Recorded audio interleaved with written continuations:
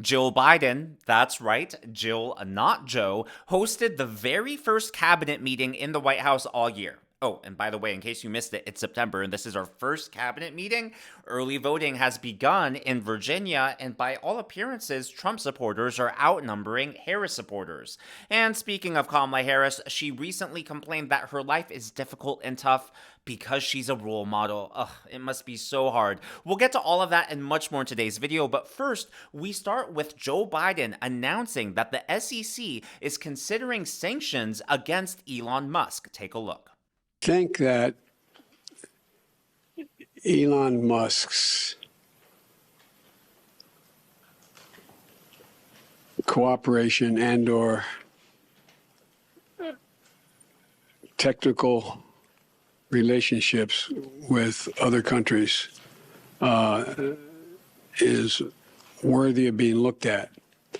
Whether or not he is doing anything inappropriate, I'm not suggesting that. I'm suggesting that it's worth being looked at.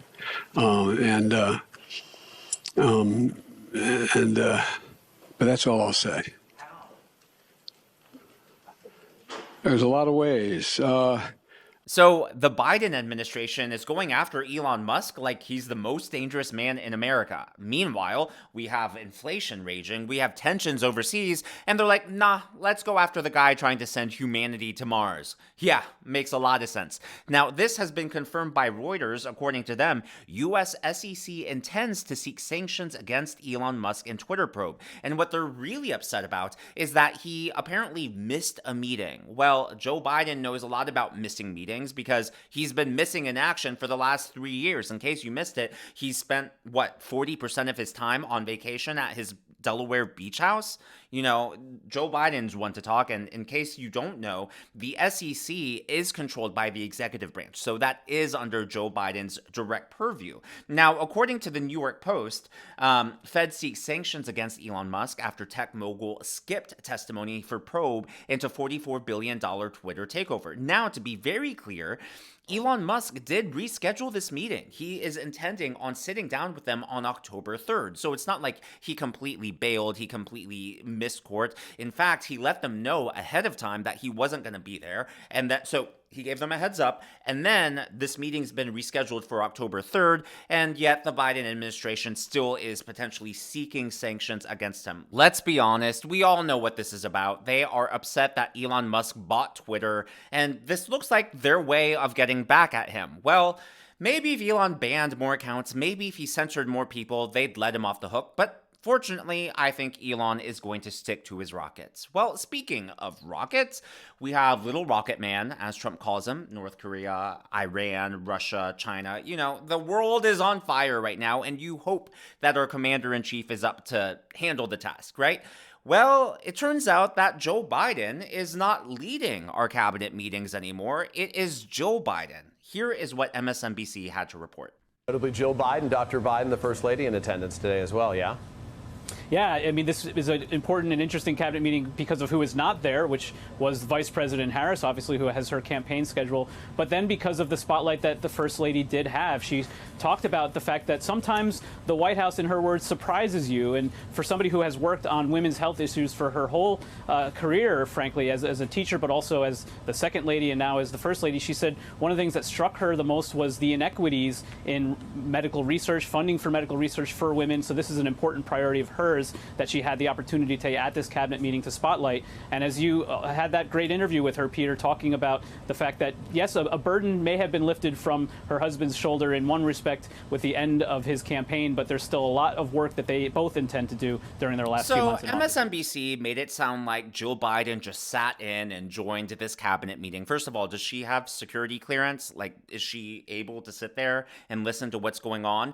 Second of all, by all accounts that I found online, and I'm going to go through these with you, it sounds like she hosted. She went through most of the meeting, was in charge the entire time. So at the very beginning, Joe Biden spoke. He handed the reins off to Jill, and Jill actually closed the meeting. So it sounds like Joe Biden didn't actually do anything at all. Here is Joe Biden basically doing the introductions, then handing the reins over to Jill. We're grateful that Jill is here today. Heard that clapping. It wasn't for me when we came in. And here across previous administration, First Ladies have attended these meetings and, for specific reasons.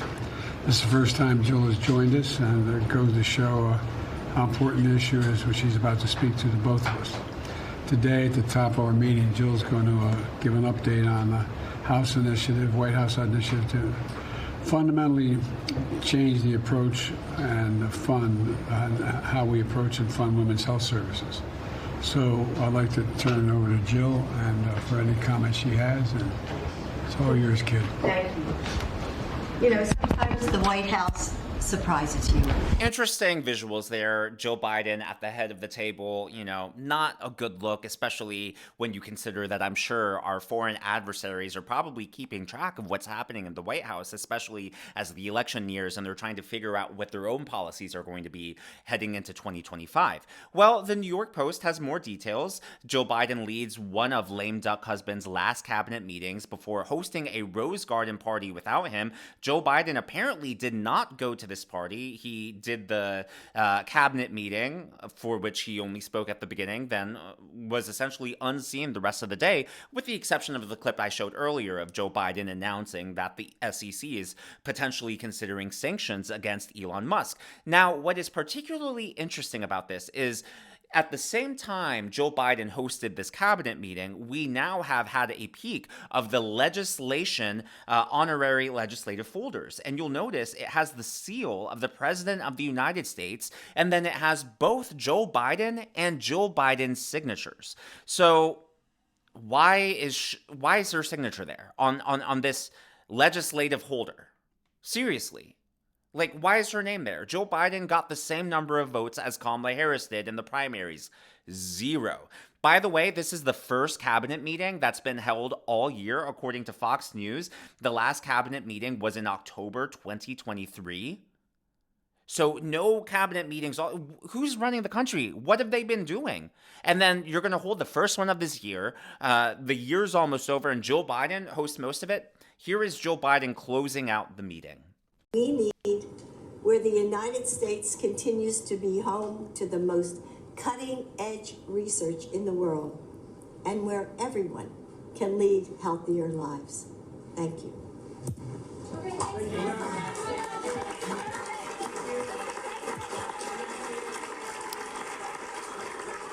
There you have it. There you have it. I'm sure life must be so difficult for both her and Joe Biden ever since he decided to drop out of the race. She claimed, that they're fully at peace with the decision, and she did spend a good portion of the cabinet meeting talking about how we, quote, have to have a peaceful transfer of power in January. It'll be interesting to see if Trump wins, whether or not, the Democrats decide to riot in the streets like they did last time he won. Well, Kamala Harris is now on the record saying that her life is difficult, saying that she faces rough challenges because she's a role model. That's right. Her life is so hard, so difficult because people look up to her. I was the first person to be a woman Attorney General of California. I was the first woman to be elected District Attorney of San Francisco. I was the first person of color to be elected Attorney General of California. Whatever. First. Welcome to the Role Model Club. It's tough. Being a part of the Role Model Club means being in a room where sometimes you may be the only person who has had the experiences you've had. Newsflash for Kamala Harris. Everyone in every room is the only person in that room with the only experiences that they have. Humans are like snowflakes. No two humans are alike. We all have unique experiences, and that's what makes, I'm going to use the forbidden word, diversity so important.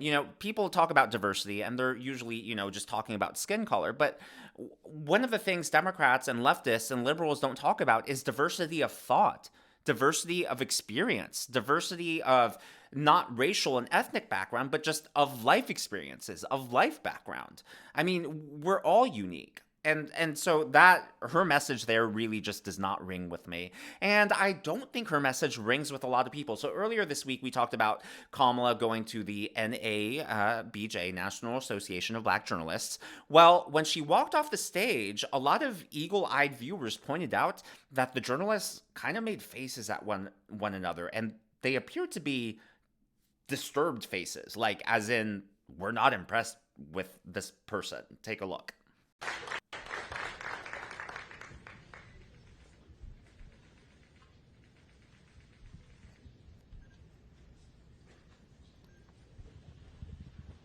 Not a lot of applause, and is it just me, or are these kind of like awkward, what do we do, what was that? Like, kind of looks like an awkward look, right? Like, what did we just experience? Did we hear, did we see the same thing? What was that? Just my perspective on it. Now, in Virginia, early voting has begun, and it looks like Trump supporters are far outnumbering Harris supporters. Take a look at this.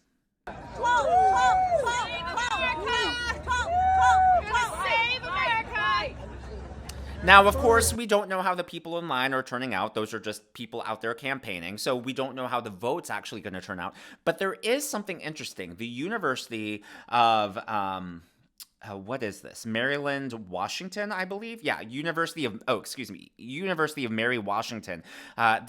This is the latest poll coming out of Virginia, and they're showing Virginia, which is now considered a blue state. Harris only has a 1-point lead. It's Harris 47% to Trump 46%. And so it'll be interesting to see if Virginia continues to start leaning towards lean blue to toss up. Right now it's considerably safe blue, heavy blue, but now it seems to be lean blue. And with this new poll, this is kind of toss up, margin of error territory. So this could be really bad news for Kamala Harris.